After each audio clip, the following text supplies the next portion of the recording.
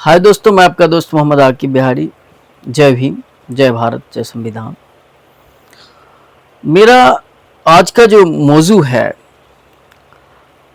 मैं जो आज आप लोग से रूबरू हुआ हूँ, देखिए मेरा मकसद नहीं है कि देश में जंग हो, क्योंकि किसी शायर ने कहा है कि जंग खुद में मसला है, वो मसले का हल क्या निकालेगा। जंग होगी तो बाजारों का क्या होगा, बंदूकें तो बिक जाएगी, गुलदस्तों का क्या होगा। वाकई में जंग समस्या है, समस्या का हल जंग में नहीं है। लेकिन जिस तरह अभी युद्ध विराम हुआ है और इस युद्ध विराम में अमेरिका का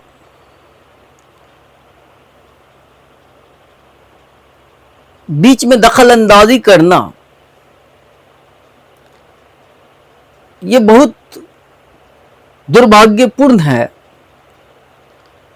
आने वाले कल में इतिहास में ये सवाल बन जाएगा कि हमें इस जंग से क्या हासिल हुआ, इस जंग में हमने क्या पाया, क्या खोया। तो मेरा मानना है, मेरा ये कहना है सरकार से कि बिना देश की जनता को विश्वास में लाए जंग विराम का निर्णय किसी तीसरे आदमी के,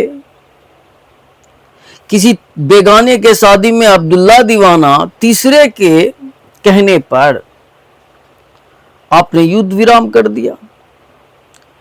जनता इस देश की मरी, नुकसान इस देश का हुआ, अरबों रुपया इस देश का जला दिया गया, इस देश के मजलूमों की जान गई, इस देश के नौजवान शहीद हुए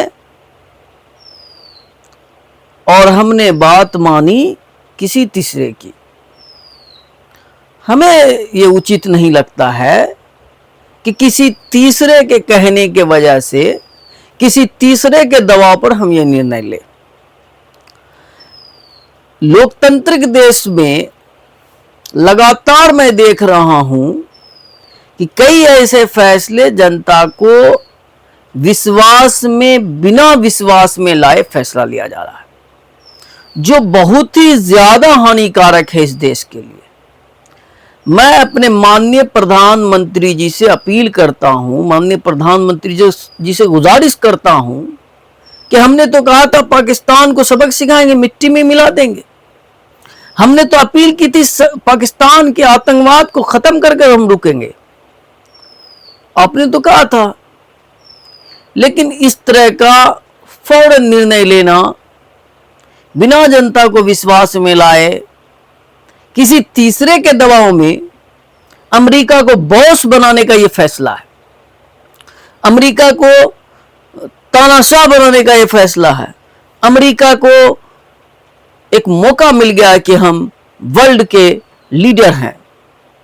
एक बड़ा लोकतांत्रिक देश के प्रधानमंत्री या लोकतांत्रिक देश के चुने गए सरकार का यह फैसला हमारे नजरिए से किसी तीसरे के इंटरफेयर करने की वजह से बहुत ही शर्मनाक और बहुत ही निंदनीय और अफसोस का बाइश है।